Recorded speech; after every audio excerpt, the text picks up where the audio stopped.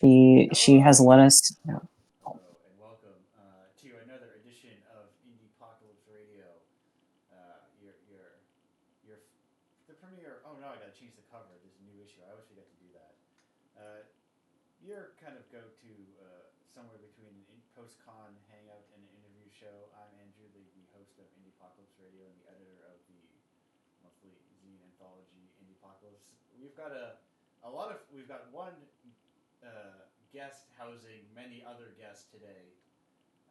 Is one way of thinking of it, perhaps. We are here with people who you may know from the upcoming the game in progress Signal Creek. It's 4/8. Wait, four. Yes, yeah, I was right. I did count right. 4/8, one half of Snack Time Games. It's hello everyone. Rather than me saying all your names out loud, why not you just introduce yourself so people have a voice to attach to a name as they go, hey, who's this person? Hello, I'm Max. My screen name is Crow's Walk. I'll leave it to Ash to go next. Popcorn. Oh, excellent. Hello, everyone. I'm Ash, and my Discord. Why are we saying our Discord name? It's just Ash something something. It's like numbers and like W. Awesome. Okay, I'll popcorn this to S now.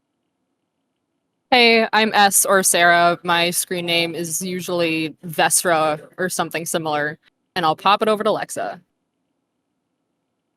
Hi, I'm Lexa.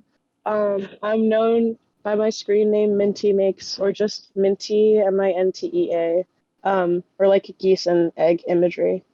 Yeah, thanks for having us. Glad to have you all here. No, this is I like to have occasionally like a whole crew, or an approximation of a crew. There was one time where I did get a whole crew, and there was like 9 people, and there was a whole like speed segments of hey, let's chat for 10 minutes about a thing, and then let's chat for 10 minutes about a thing, and but there's a certain madness to that. Yes. Of like, I was like, well, we got 10 people, and we still have to do my per guest interview segment, but that is don't always need to do that. Sometimes it's easier, like everyone's here talking about the game. You should just have everyone in the same room together and talk about it, rather than break you off individually. Though we'll break into certain things individually. But if people are not familiar, um, how would you describe Signal Creek? Yeah, Go ahead, Sarah. I was just gonna say it's a visual novel in a top-down pixel art format, and then I was gonna pass it to Sarah. So now go. Yep, that's exactly what it is. And it's a narrative experience, and the general story goes as follows. Held captive by the abandoned Signal Creek shopping mall, 22-year-old Noor and her allies have to come to terms with their deepest regrets or lose themselves to the void. Perfectly rehearsed. It's almost as if you have attended shows before with this. Yeah, you could say that. Yes, no, no. It's almost, oh sorry, it's almost like we have a description for our game and Steam page. Yes, yes. That's the fun thing about this is, often this is with independent developers like you all are, but who are just like, oh, I make things, I self-publish them, I don't attend anything, so they're like, I have to describe my game. How do I do this thing? Uh, but I similarly have like I feel my I have that reflex of oh, I've said this 40 times, 50 times, 100 times in a single day. I can just you know fall into it immediately. Um, but there's a lot of you. How did you all get together? Plus, the four additional to working on this game.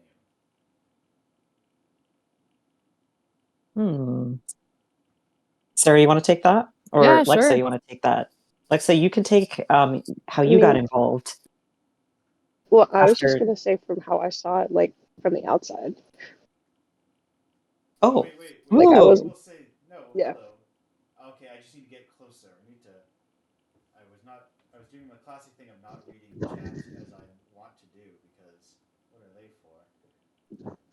Oh, Yeah, I've seen that happen. I think I decreased my gain when I picked up my microphone at some point. No, that's even worse. Let me Oh, this is so real. You're so real for this. I felt that deep in my soul. let me crank this up real quick. Let me find the correct angle. Hello. I need people who are like, why is this so quiet? Let me open up my. I just turned up your Discord volume. I'm gonna be so real. You Yeah. sound fine to me, but Yeah, I don't know. But if Lexa had to we're turn you also up, not then watching a stream. Yes. Well, Discord is bumping up much higher than my own microphone is, so I wonder Oh. why Discord goes whoa up to the top, and I do not, and I'm not being quiet. I would say. So let me see what the issue is here. much like debugging a video game. Yes, we are finding out what the issue is live. This is a feature, guys, not a Yes, bug. it This is was not totally bug. intended. I'm playing with all my little knobs. Ah, found nope. Okay, whatever. I have to. I'm immediately on. See, I'm immediately on, so this should be super loud. Who knows? Who knows? I need a verification of am I still very quiet? Because there's no way I can tell if I'm very quiet because I hear myself with the vibrations of my skull. You know. Yeah. Not. You do sound about the same to me. Yes. I was gonna Okay. say to me, you sound maybe a little less This grainy. is for chatters. This is for Overall. chat. Yes. Never mind. I am not Yeah. chat. Yeah, we have But to see that's what chat good if says. your microphone setup. Here we go. Let's figure out what's going on here. Voice speed. Ooh. No, that's speech. I don't want speech. Anyway, like a tiny little mouse. Why? Let me not unplug this thing back in. See if. Wait a minute. This Oh my god, my dog this is is so a bad. this is a performance art that represents what it's like to debug a video game, and this is all intentional. It still recognizes me. Oh. Can you still hear me? Yes. No. We can hear you. Okay, you shouldn't because nothing's plugged in. You should be able to hear me through. Whoa. Oh, this means we've been hearing you through like Fortnite. Or not, sorry, not Fortnite. Fortnite? Built-in mic. I'm sorry, I switched the screen so I could also look at it. And there's a Fortnite ad right on my screen. There is some secret device plugged into my computer that Jim. Oh, you know what it is? Friggin' PlayStation controller. I love it when that happens. That's what happens to Sarah. Let me see. Hello, everyone. How do I sound now? Whoa! You sound incredibly clear. Yes, you know what I'm doing. I'm speaking into my PS5 controller that was plugged into my computer. Yep. That's Oh man, crazy. the You just got saga like of the 3 PS4 times louder. controllers. Hello, everyone. I am coming to you through the Sony. How's it? You know, this is a strange question. How's the audio quality on this? Fire. Like actually Beautiful. better than it was before. It's Oh, really yeah. good. Well, it was on a table next to me. Now it's right in front of my face. That Yeah. is incredibly This is some silly. high quality mics. That is incredibly I silly. Well, love things that are silly. I'm a professional. I'm not recording this through a PS5 controller. Though that would be very funny. But let me plug this back in and change my microphone in OBS to be the proper source. Where do I change that? Anyway, in the meantime, while I talk in this PS4 controller, hey, how'd you all come together?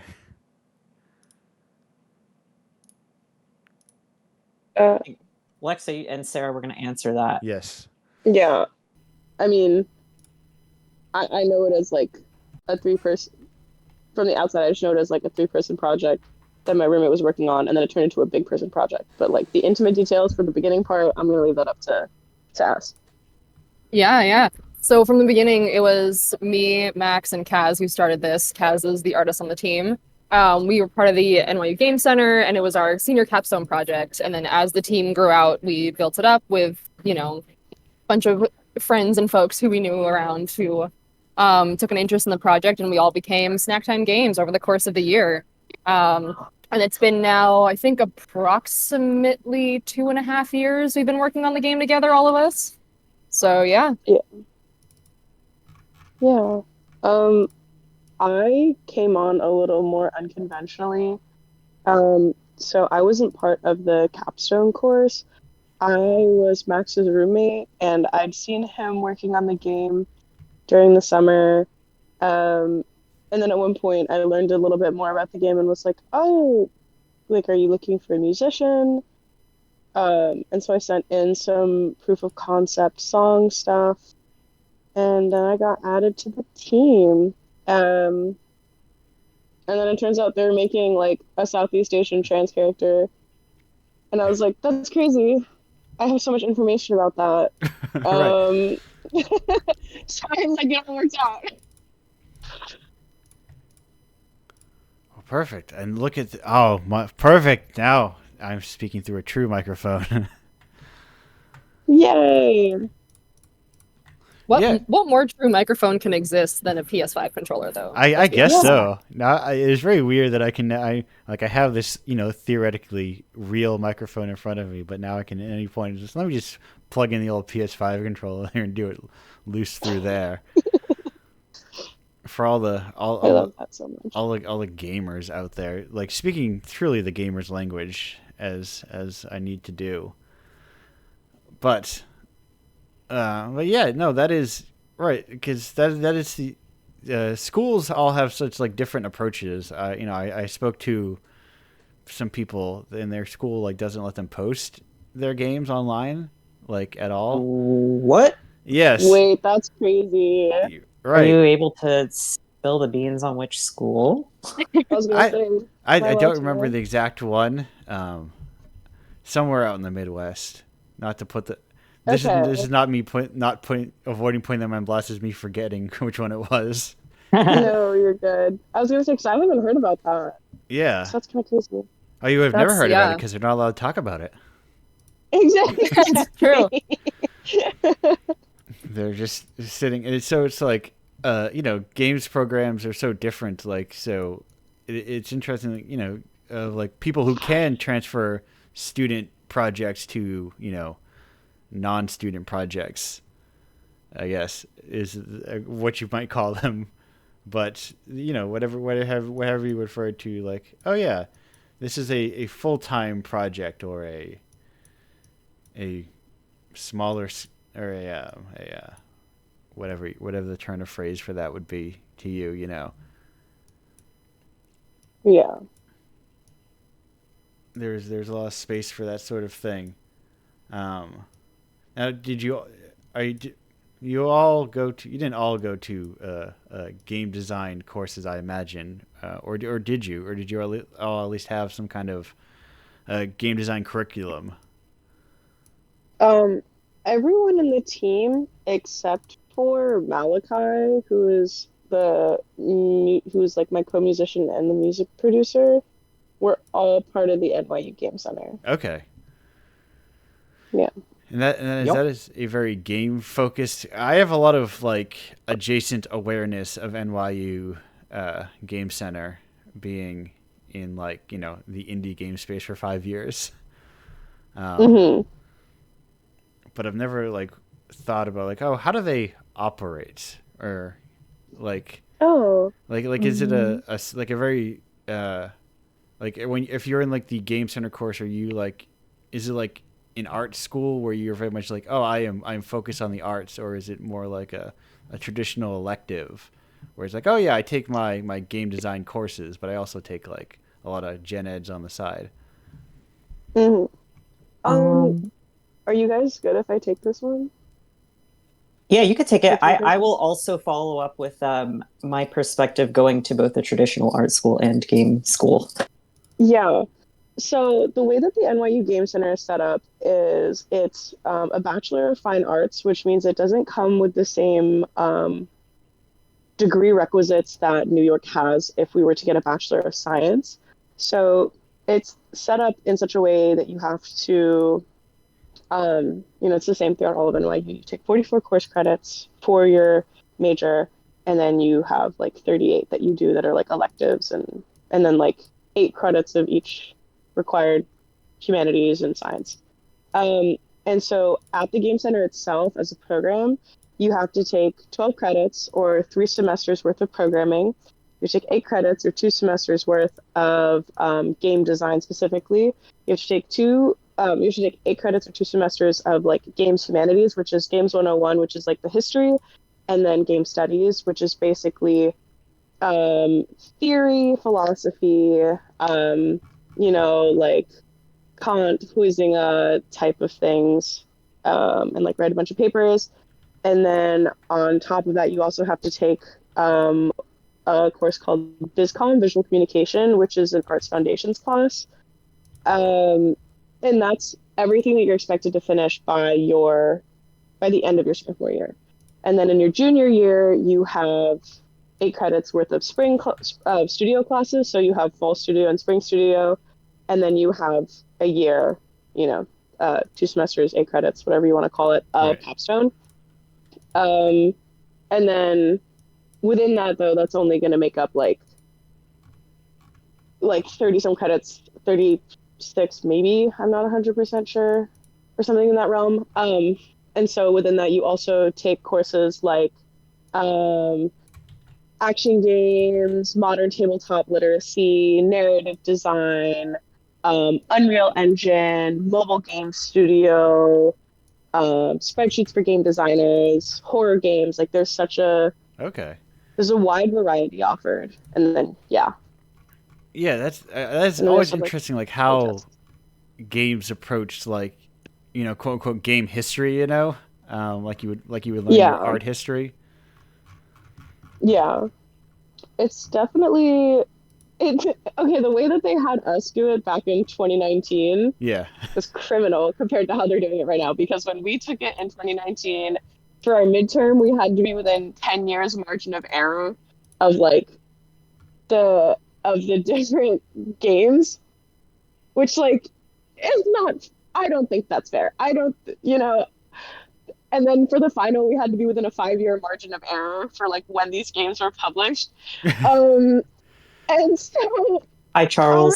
like, yeah. And so, or like at one point during the exam, it was like, what are the 4 E's of games? And it's like, okay, it's like explore, expand, exploit, exterminate. But like, even then, it's like, having that on hand is, Right. I don't know, I my cup of tea.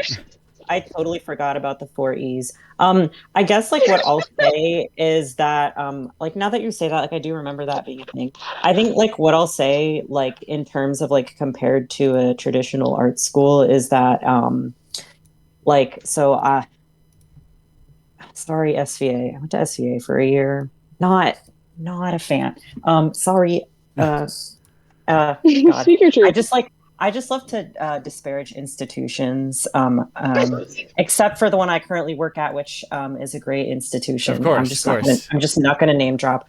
But that institution, it like the art classes themselves. You would think, in high school, if I took art class, I went and we just like sat in a circle and critiqued, and then we did some figure drawing and life painting. And I do think that in that way, I think that the intention of NYU Game Center is to model that for their game classes. I'm not going to speak on like the execution or anything, because I think that like the focus of our discussions, and also of like any alums of a university program, I think that it should be about that team rather than like we're not gonna do marketing for them. We're not gonna Right. give them any credit for like what we've done. I think that I think that like the curriculum of the game design program is structured more like an art school, but it's like I would say like like a legitimate degree in terms of accreditation, and it's at like NYU is like at its core like structured like a liberal arts college. Mm-hmm. So we do we do take a lot of other classes in like the College of Arts and Science, for example. And so I think that the intention of like the way that the program is structured is the idea is like your humanities, you are very free to beyond your science and language requirements. You are free to choose what you want and have that inform your practice, your artistic practice. So like I do think that NYU's liberal arts offerings are a lot more expansive than what you would get at SVA, for example, Yeah. because it is also just a university. So that I think that's like what I think would set it apart from a art school program. Right. Yeah. I'm always It's definitely interested in not as how insular as like like Japan.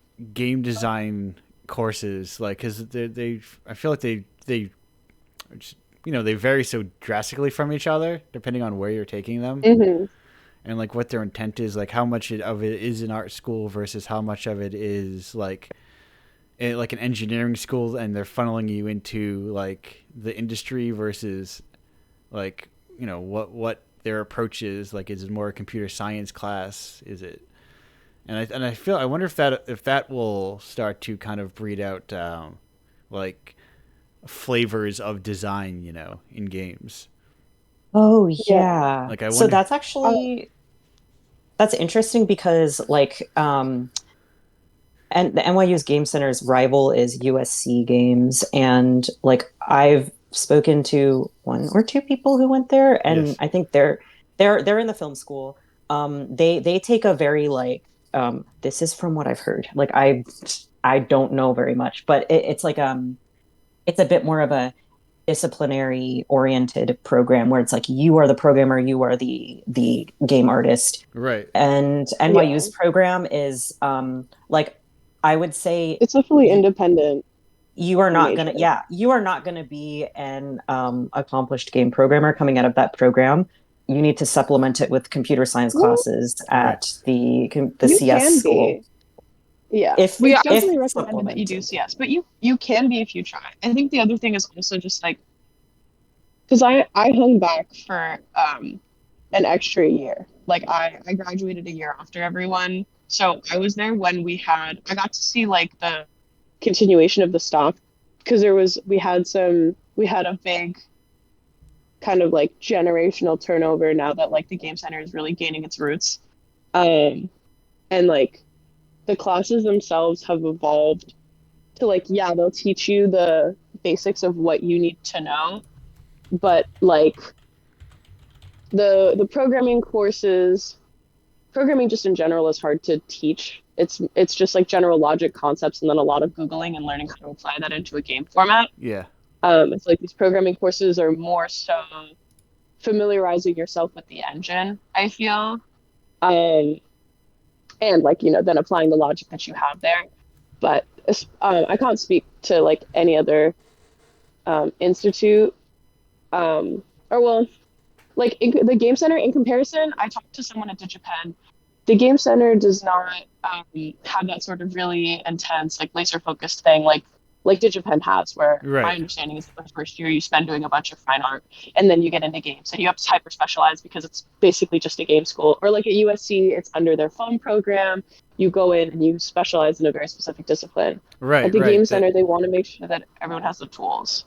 Yeah. That isn't, because yeah, USC does sound very much like we're adapting our film practices to uh, to games where you can be like a Yeah. generalist, but also you can be like, oh, I'm an editor. I edit. This is what I do. I'm an Yeah. editor. Yeah. It's definitely, I mean, USC, if I understand correctly, is sponsored by PlayStation. So like they're way more set Lol. up for that AAA pipeline. Like those Yeah. they have those resources and like, NYU's known to be like an indie school, like for indie games.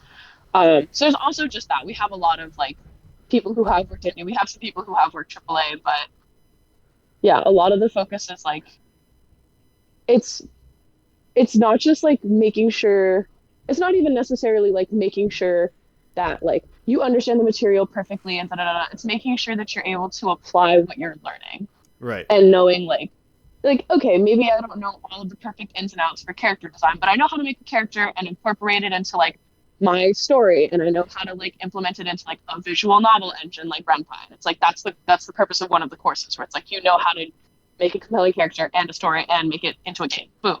Right, kind But of in conclusion, like a comprehensive like not kind of like jack of all trades style almost in a way of like, well, Yeah. if you knowing every part of what goes into production of a game. Yeah. Rather but than, I'll say, like, to our credit, I would not credit our degree program with our success as a team. right. I would credit our degree program with placing us in the same room.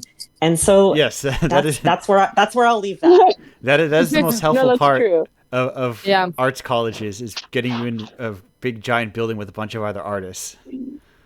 Yeah, Yeah. Yep. especially with these As large a quick scale side of like a exhibitions. little weird in between. Yeah. Like I have a little bit of a weird in between perspective of like agreeing with pretty much everything that's been said, but also in a weird way, I kind of was able to specialize, but because I shaped my degree within the restrictions of NYU to kind of supplement what I wanted to learn and how, because I'm a narrative designer and a writer.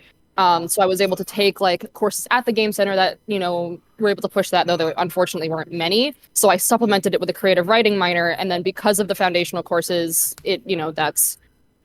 that's a game designer path. But Yeah. again, yeah, I also very much agree with Max that I think the best thing that occurred was that it got us all together as a team and that we were able to, kickstart the game and continue it onwards.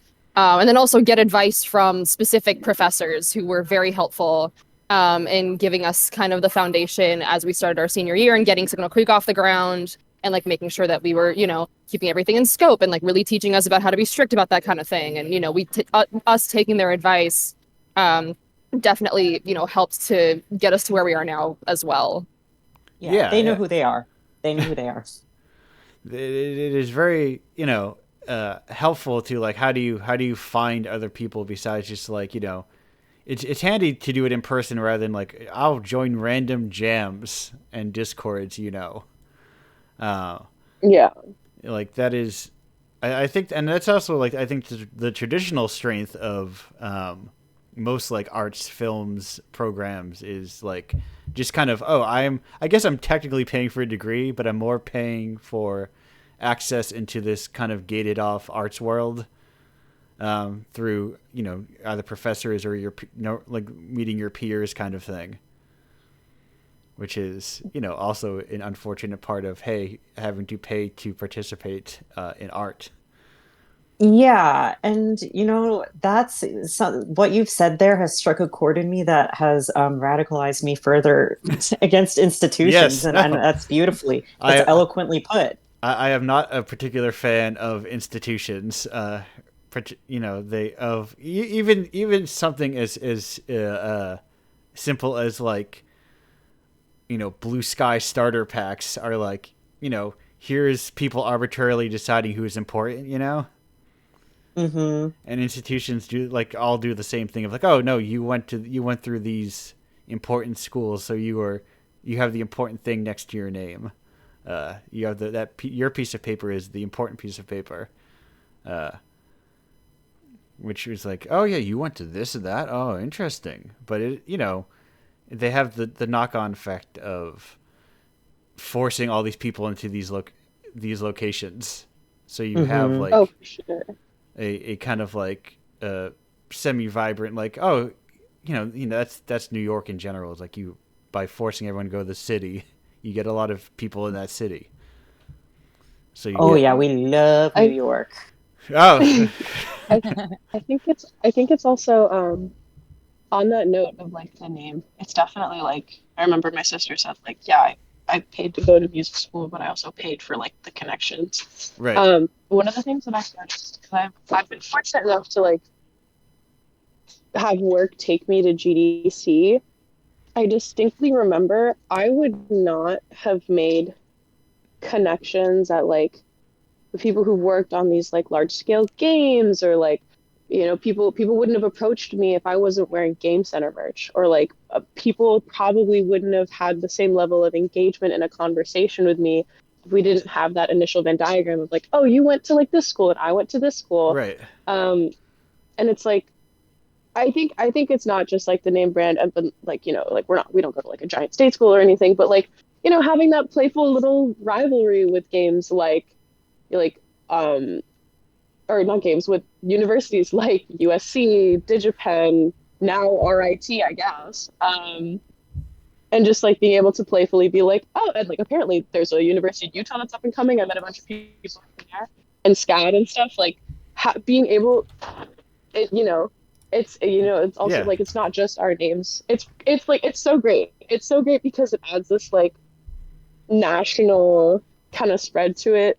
Um, and I like think like for example, oh sorry.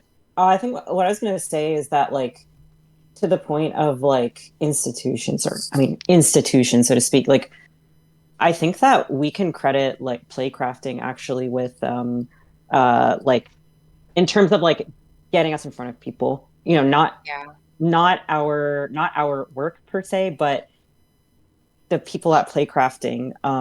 It was because of something actually, Ash, that because you volunteered. So I want you to tell this story actually. Yeah, sure. I'd be happy to. So in 2022, I decided, oh, I need to like pad my resume. What volunteering opportunities are out there? And then I was like, oh, Play NYC is looking for volunteers. So I did that in 2022. And that's actually where I met Malachi, who is, again, one of our other composers, sound designers. And so, yeah, and so I met Christy, who works for Playcrafting, and she's just like the loveliest woman on earth. We love her. And yeah, no, we actually were such big fans. And so I remember volunteering that year and telling her, like, oh, I'm actually from the Game Center. It's so cool. I think I actually see some like people from our program like showcasing this year. Be so cool to like be a part of that one day. But yeah, and so I kept in contact with Christy, and I was part of the Playcrafting Discord server. And then the next year in 2023, there was an announcement saying like, oh, if you'd like to be sponsored potentially by us and Graffiti Games, and potentially get mentorship from Rockstar Games, come here and apply. And so I was like, oh, okay. So I sent it to our team. I was like, we should try, guys. Like, why not? And so what happened is that we applied for that and we got it. So play Play NYC 2023, we were sponsored by Playcrafting and Graffiti Games. And Christy recognized us and she was like, I'm so happy you guys were chosen. And so we maintained that relationship and it was such a great experience last year.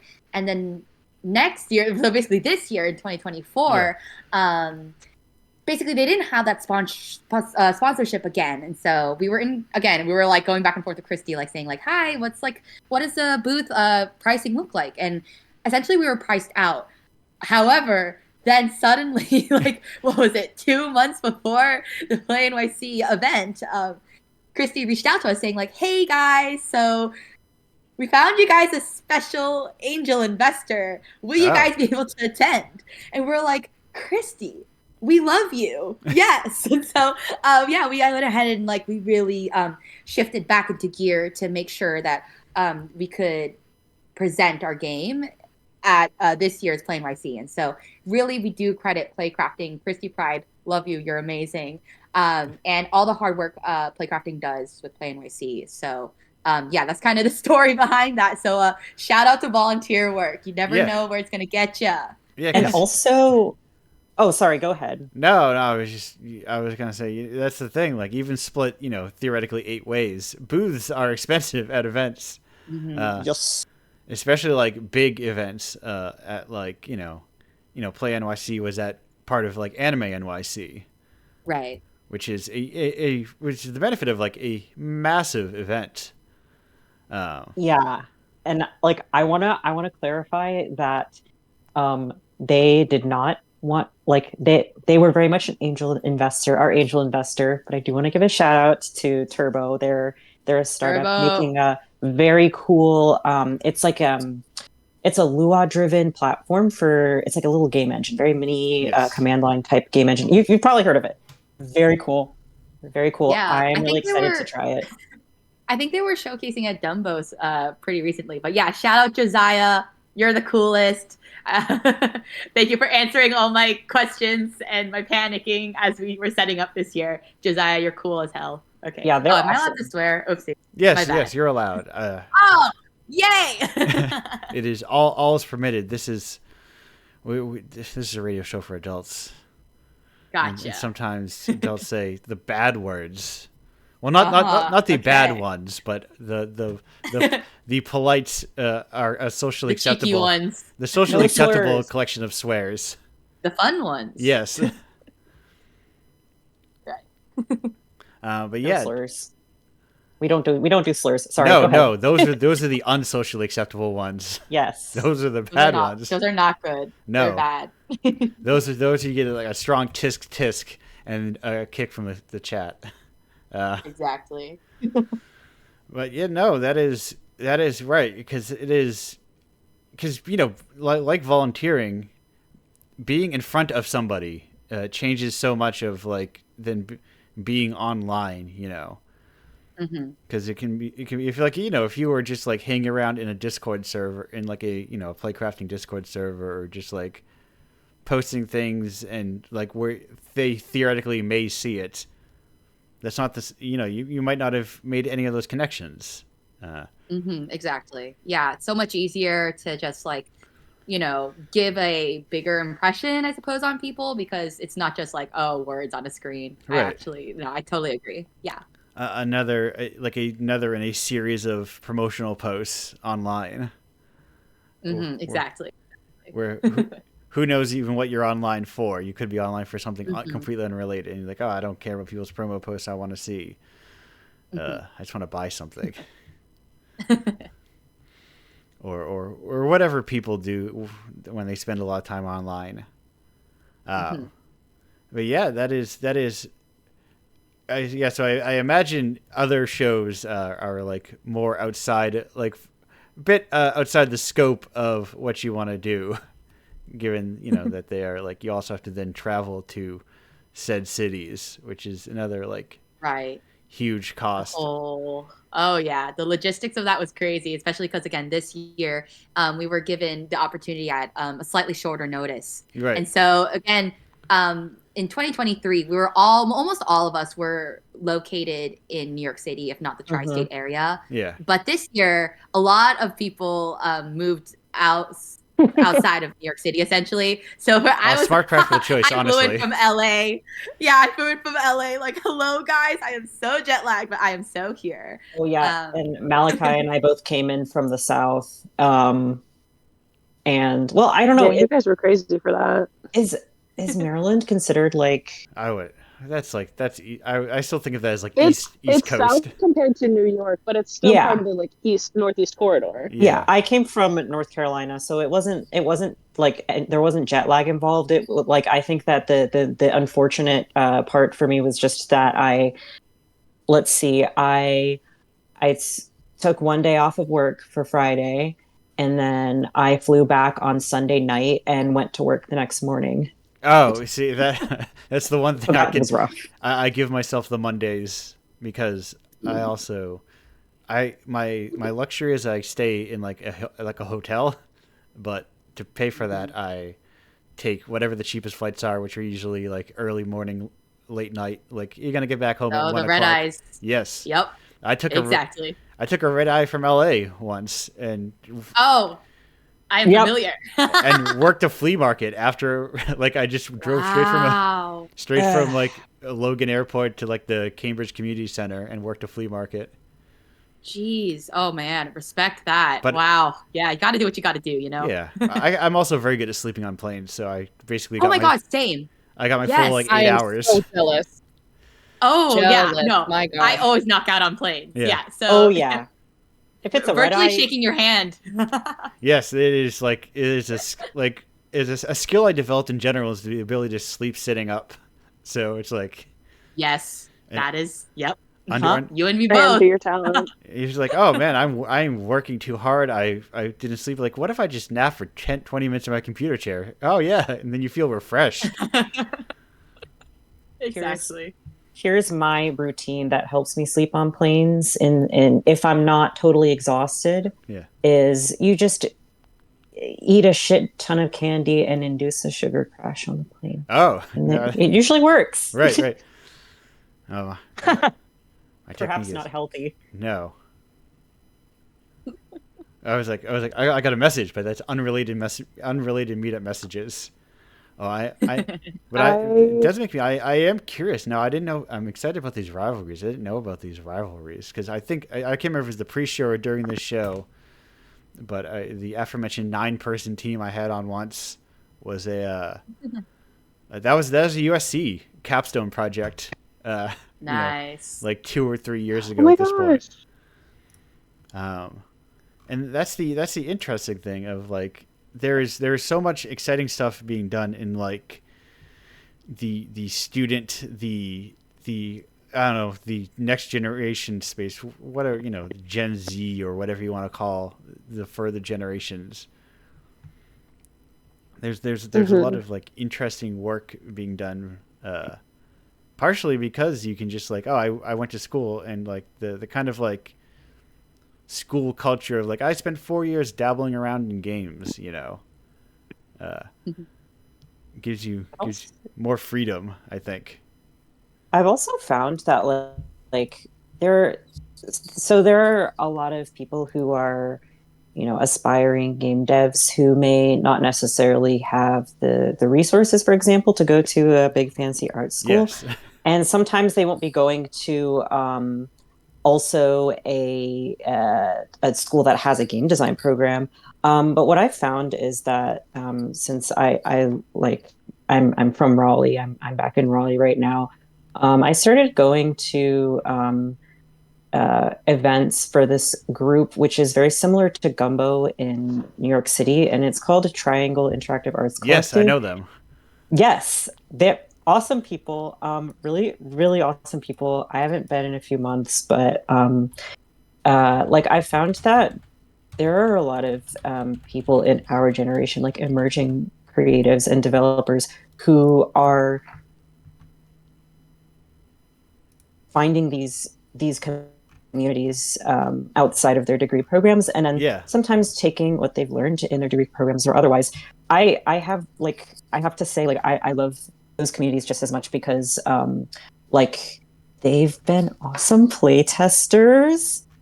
Yes, Triangle Interactive Arts Collective did a lot of play testing for us. the great regret of anime, play NYC for me was that, and it was nice that the event was until like 10 o'clock, but also meant I could not go to any of like the collectives or ever around New York that I knew. Now it's like, like I could not stop by Boshi's place and check things out because I was working all day. But it Oh is, yeah. Yeah. but it is like, yeah, they're like you never want to underestimate like the power of like local, just like, you know your local art scene. Yes. Yeah.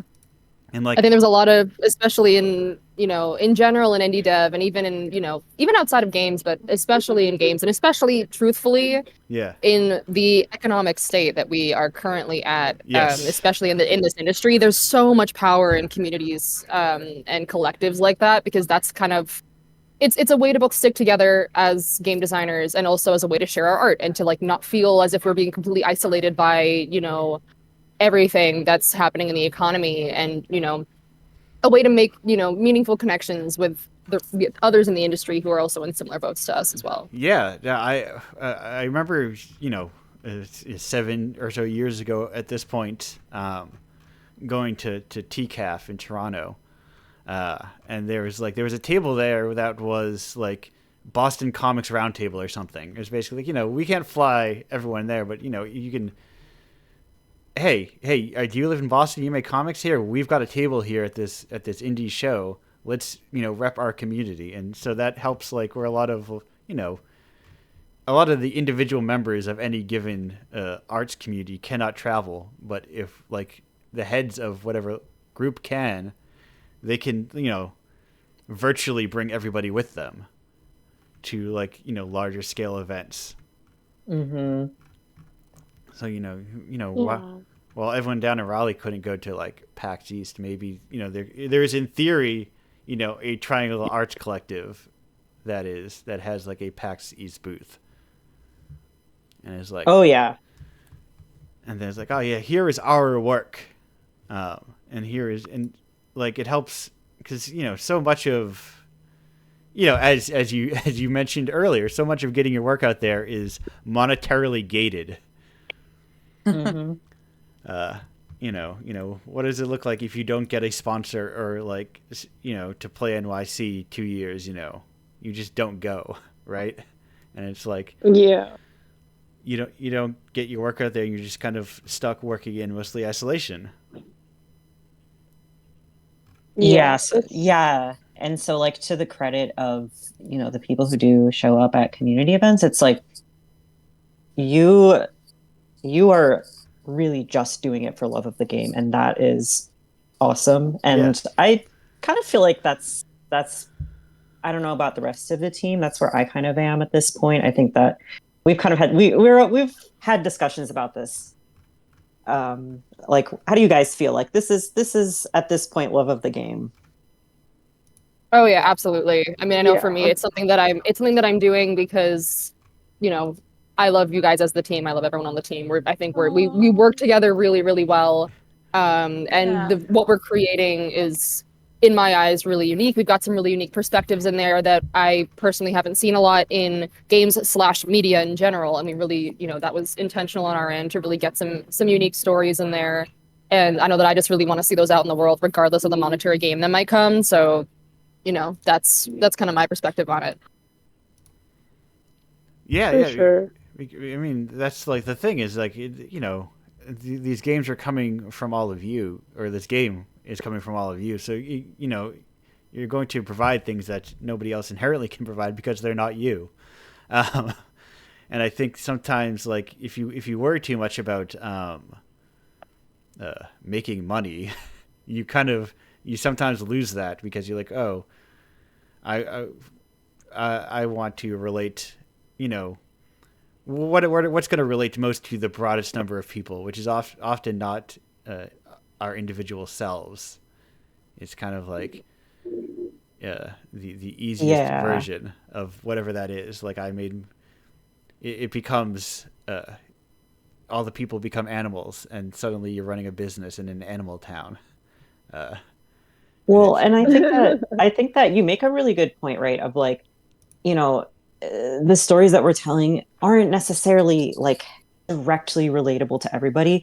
I think that's something beautiful that we try to yeah, do is we try to, have I guess like the experiences of our characters, like Sarah can tell you in a moment that like the protagonist Nor is very informed closely by her experiences.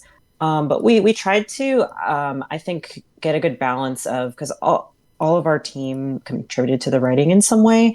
We try to get a good balance of like things that are not unique to one experience, but a part of the just collective human experience and things that anybody can yeah, experience. I just said the word experience a lot. right. But then also it is nice when you do reach the specific types of people who are seeing themselves in these characters. Like we had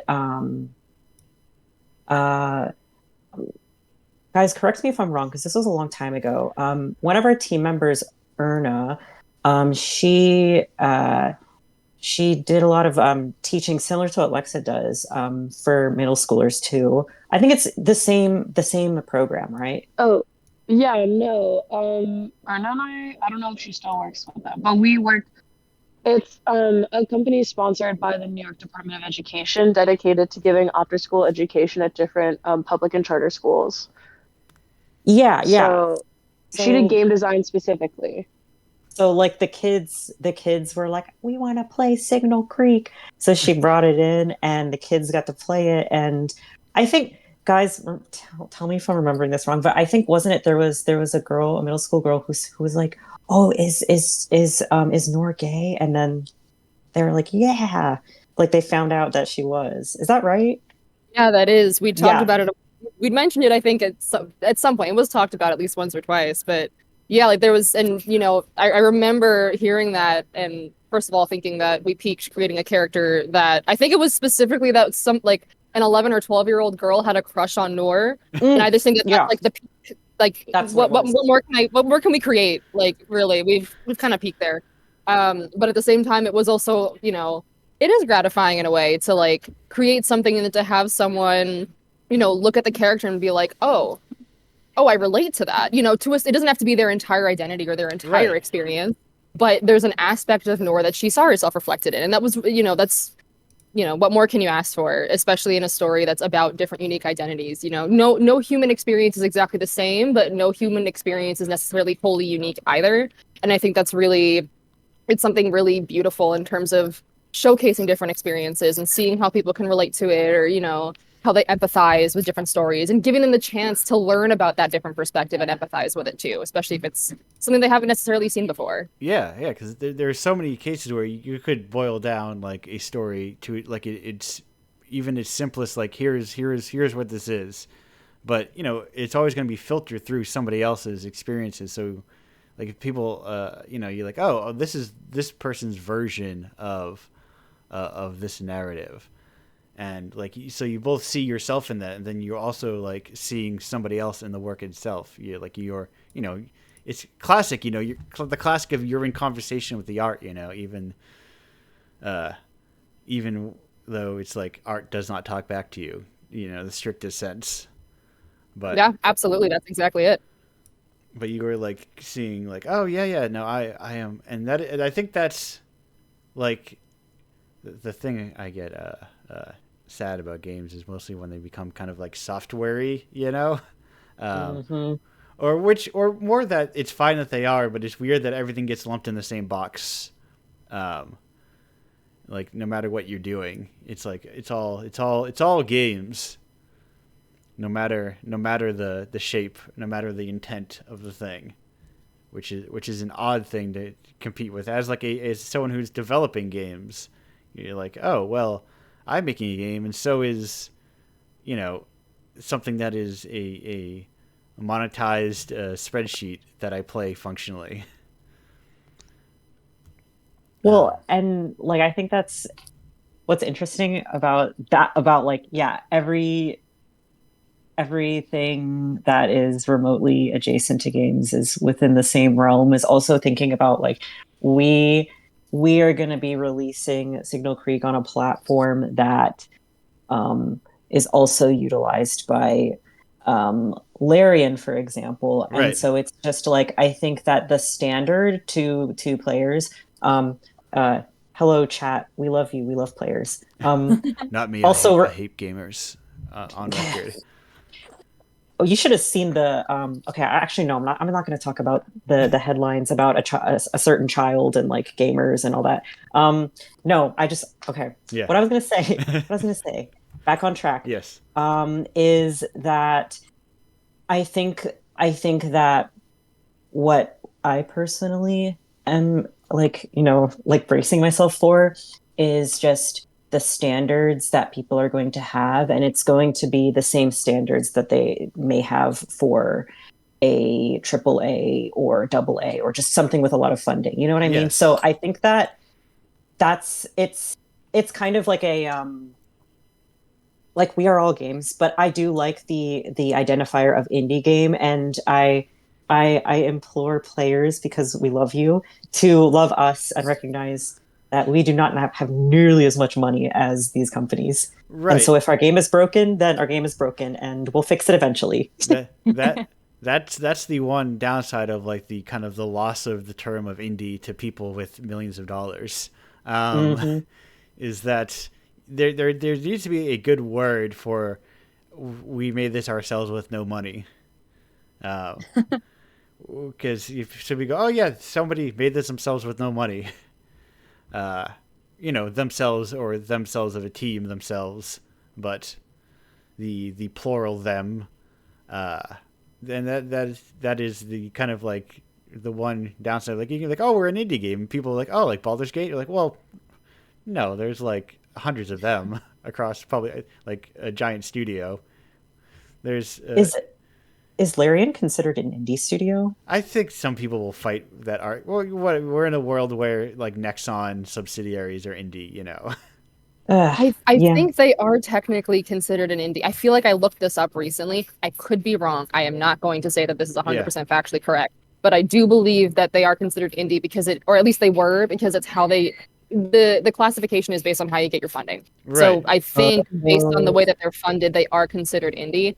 I could be wrong, or that could not be the case, but I believe that is the information I have in my head. Right, and it's all a made up term anyway, and it slides like what it means, and it will like forever slide to be what it means. It'll the when the people with no budget find a new term that clicks, eventually that will also be co-opted by multi-million-dollar companies. It's just kind of the inevitability of like marketing. Indie was a snappy, marketable term. You know, Well, there are indie game awards, so well, it what behooves you if to want to be we, an indie. but like, what if we embrace the term low budget Yeah, game, and we think of that positively? We're like, we are a low budget game, and absolutely. Yeah, that's just a fact. I And actually, then it can't be co-opted. It can't be appropriated by multi-million-dollar companies. until they go, I oh, like that. they're like, oh no, no. Well, it costs $300 million to make an Assassin's Creed. It only took $1 million to make our game. That's a pretty low budget. I think Oh, we as the God. indie devs can be the people who define the like limit of what is considered low budget. That would take, I think, Right. well, maybe that would be a bit of it's a conversation to have for Yeah, sure. But I do like the idea of the term.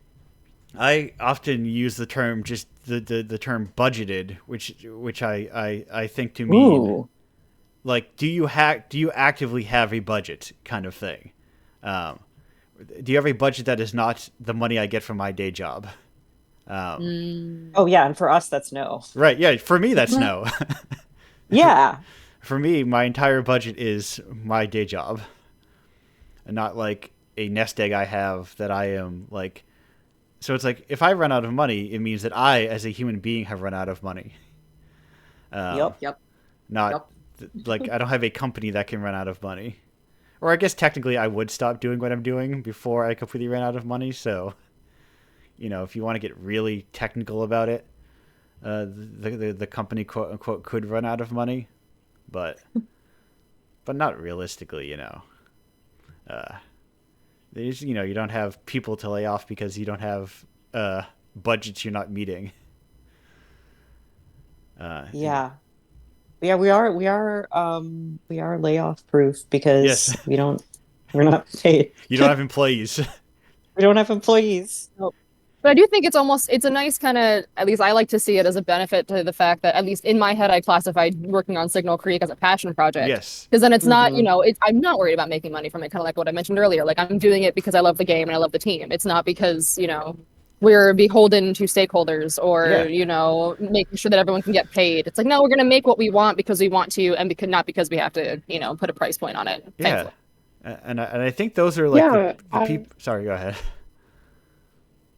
Oh no, you're good. I was just gonna say, like, I wanted to bring up the term passion project. Like, there's like, for example, like when it comes to this, like, there's so much passion behind it, and as we were talking about before, like, there's no budget. We're doing our own things, but I think like you're right about how indie has definitely transformed as a word. I think kind of got kicked off around like the 2014, 2016 indie boom. Right. Um, so like, yeah, I think passion projects has become the more appropriate word. I feel like because you're looking at like these really cool indie games, and it's like it's indie, but like we were talking about before, with like these huge budgets, thanks to the power of like the internet with Kickstarter, GoFundMe, and stuff, and Patreon. Right. Yeah, yeah. There you find people who can like sort of like small scale sustain themselves, through Patreon, sort of semi-sustain themselves, and make a lot of like, smaller projects, monthly projects, like your Punk Cake style, like monthly Patreon publishing sort of thing, where, yeah, like passion, and like I think the benefit of passion projects is someone who's been deep within games for very long, to not belay my, over a decade, if not, who knows how long. Those are the people who seem to survive the longest within games and keep on making games. Because when you like, this isn't a job and that I need to make all my money back on. This is a thing that I want to make. This is art that I need to get out of my body in front of other people. And then go, oh, look at that. It made some money, or it didn't. And then you go, oh, I guess I'll make the next thing. Yeah. There's like, in the bleakness of mandatory capitalism, that seems bad. But when you think about it, it's like, oh, that's actually a much healthier approach to making games. And it keeps you from getting burned out of your art form after like one launch that doesn't go well. This is the kind of thing that we talk about all the time. Like we're always like, thinking about the I guess like the fact that like our time on this earth is finite, Yes. and we only have so many hours in the day. And so for a lot of people, it does become a choice of like, well, if I have to do something to make money to be able to even stay alive, then it might as well be the thing I love. And then that's like it's a each person has their own preference for how they want to approach the required labors that we must engage in. Like Yes.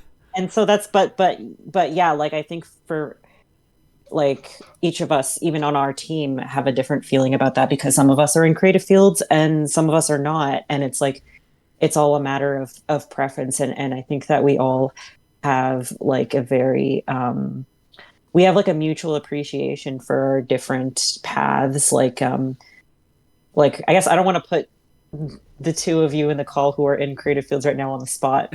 But like I invite you and implore you to talk about it if you're interested in that.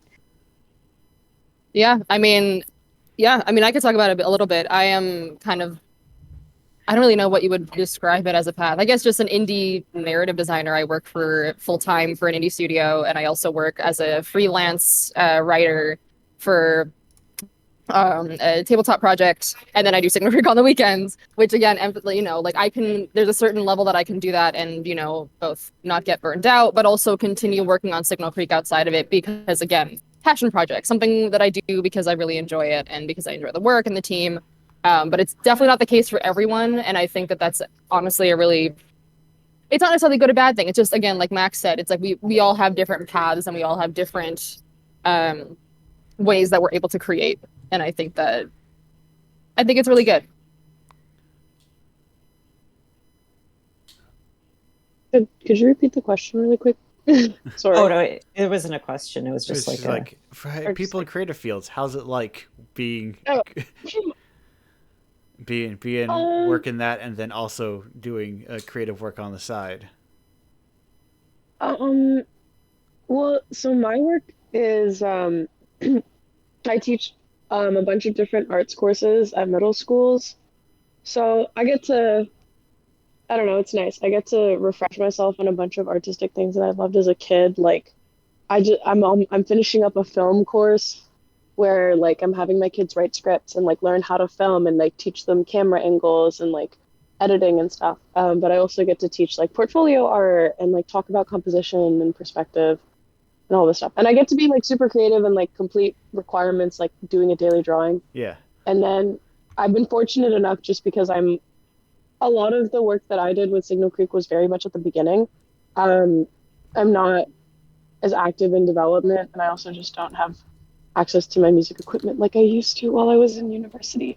So my experience is different from the dev team. I'm more here. My role has kind of shifted to like conventions and conferences and like keeping in touch with like socials and marketing and stuff. That's just been a matter of checking my email, which I'm not the best at. Right. That's But it definitely, yeah, it makes me feel like, oh, like I am, though I may not be an active developer, there is a way that I could still be here and like show my love for this team and this project. yes. That is me not making games for 5 years, but being adjacent to it a lot. We have crested over an hour, which is a lot. This is usually an hour to 2 hour show. I usually like if we've got one guest or one collective of people that constitutes a guest. I like to keep it to like an hour because also talking for 2 hours straight is a long thing to be a guest for. So I've got two stock Indiepocalypse questions that get asked every single show, or they did get asked every single show, and then they stopped, but I kept them because I like them. That is first up for this, and these are questions for everybody, which is what's your favorite type of rock? Whoa. Sedentary. Yo. Sedentary.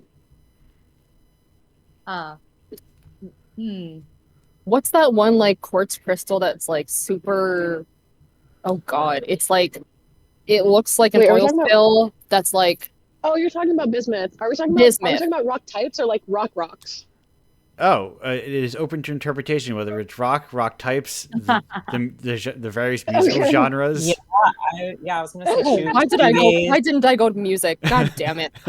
Yo, we're talking about shoegaze, favorite Yeah. rock. Teeth and Musical And- Spire. indie rock, shoegaze. Sarah, you like a lot of different rock. I do. I mean, I guess I do lean more into the metal, which is not necessarily a type of rock, so that kind of disqualifies my answer, unfortunately. But that's okay. Yeah, listen. The important question is metal rock music, the eternal. Candy. Eternal. We don't have time to mess with genre debates. That would need a whole other Right. podcast episode. Where we just argue music sequel. genre infinitely. Yeah. Oh yeah. What My favorite type. Oh, sorry. No, I was just gonna Oh. say. I was gonna go. What is shoegaze really? Like. Oh God. Wait, Ash, what's your favorite type of rock? Oh, I was just gonna say the one that looks the tastiest. That's a fantastic answer. Yo, So it's true. Tasty rock. presumably crystals because we made candy that looks like them. Because Precisely. Precisely. our human desire to eat rocks, we're like, huh? Yeah. Exactly. Yo, Pop Rocks. Oh, Goated. pop rocks are great. Yes. That's Here at Signal Creek, here at Snack Time Games, we promote crystal eating. perfect. Don't But quote I me. love crystal. only edible crystals. However you define edible crystals. Mm-hmm. Anything's edible if you try hard enough. Yeah, it won't be good for you. It won't be healthy. But it's possible. The human beings can do a lot of things that are unhealthy for them, but technically possible. Mm-hmm.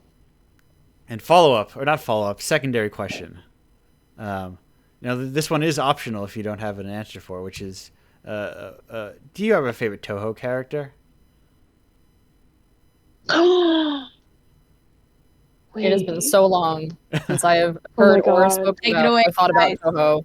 I don't. Oh my I don't God. remember. Well, I think about Toho at least Oh once my a God! week. Wait, I have to look at the roster really quickly. Hold on. I love Toho Project. Hold up. I don't even remember their faces anymore. Oh my God. Oh my God. Oh.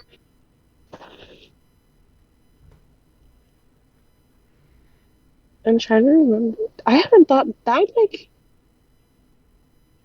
that felt like seeing the old Cartoon Network logo. Oh, Where it just like opened and then like crushed the characters. Like I didn't think I was gonna hear that statement. oh well. Be prepared for everyone to be asked once about Toho on this show. I also really love Toho Project conceptually a lot. It's a very cool idea within games. I like the very casual collaboration of it all. So I keep it alive and well because if people don't know about Toho, they get to learn about Toho Yeah. a little. That's me. I'm learning right now. Well, let's look for their favorite character. Toho. Yeah. Okay. Oh, so there's a tier list. so Toho. Well, Yeah. unless you have your character I suck ready. at it. Yeah. No, I don't. I have to go all the way through. Sorry, you go. Okay, so the crash course of Toho. Toho started, I think, like in '87, on the PC 98 by a creator called Jun over in Japan. It was a block breaking game. Since it has since then been primarily bullet hells, Danmaku as you call them, which I think translates over into bullet curtain, if I'm correct.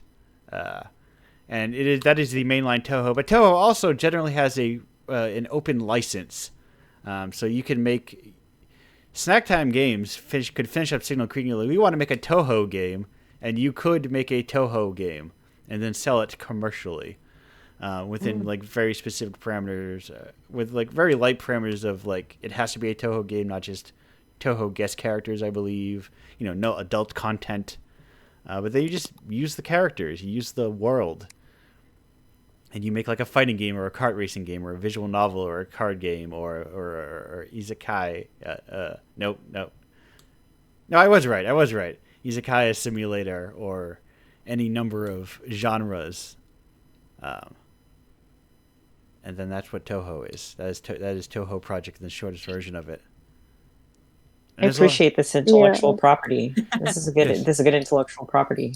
It's a lot of fun little yokai ladies, and other people. Yeah. Okay. I haven't thought about Toho in a while, and I was one of those. I am guilty of just watching Let's Plays of things and just looking at cute characters and being Yes. like, "That's the one." And I'm pretty sure this was the one that I attached to. Remelia Scarlet. Yes. Okay. Yes. I'm generally a big fan of that whole area. There's a lot of cool people with wings. Mm-hmm. There's a maid that stops Yeah. time. Just generally cool stuff happening over there in that Scarlet Devil mansion. But yes. Yeah. She's the person who can do time Seplia, right? Yes. And she works with Vermilia. Okay, amazing. Yes. I Yes. have to brush up on this now. Thank you. No, I encourage everyone to brush up on it. They're cool little things. Toho is cool. For everyone, tune in next month's Pledge Drive, where I host. Where in theory I am hosting a Toho 101 course. For people who are like unfamiliar. But just like I said, just a 101 course, so don't expect the intense expertise about Toho. But it's like, if you're like, hey, I don't know what Toho is at all. What's going on with all these anime ladies? Why are there so many bullets? And why can't I touch any of them? Seems unfair. Yeah. What is grazing? If you want to learn all about grazing. But that said, hey, we're wrapping up the show. Those questions often indicate the end of a segment, but since the segment is this is a single segment show, that indicates the ending of the show. So Ashley, Max, Sarah, Alexa, thank you all for joining me here today. Thanks for having us. Thank you. Yes, thanks for having us. Do you have any other before you fully wrap up? Do you have any other like burning statements or questions that are non-promotional in nature? Because we'll get to that afterwards, of course. Stay hungry. Yes. Yes, it was great. This is also why I like to go out to events and be like, hey, I get to go out and meet people at events. And then I like to always, keep in touch where I can, as much as someone who is emotionally distant and isolated tends to be. But glad to have you all here. Now, if people heard about this and they're like, I want to follow up on this Signal Creek thing, where would they go? They can go to our Steam page, Perfect. which is Signal Creek. Just go to Wish Steam. list on Steam and combat the bot traffic. Yes. I am also SH Slovak on Blue Sky, and I'll be posting updates about the game as we get closer to release. Perfect. Yes. So go out and follow people and keep keep an eye out on these games. Give them a, you know what they say. Just put a wish list on there. It's a very simple. One of those very handy things you can do.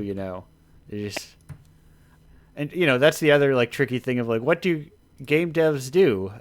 Because there's like infinite.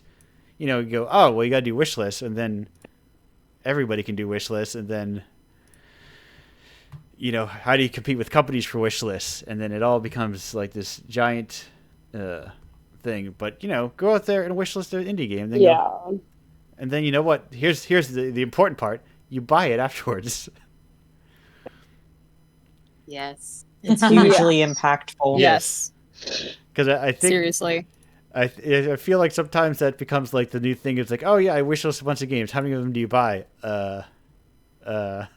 None. So like at some point that would be a less meaningful metric, as just like you get the culture of wish listing everything, and everyone wish lists 500 games a year. But do it. It takes 2 seconds, and it bumps things up these like imaginary little algorithm charts. Yes. That is they are imaginary, but they're also very real. And Yes. so even if you don't buy it, wish listing does help us. Yeah. And if you like something, if you think something's cool, the important thing, hey, tell a friend.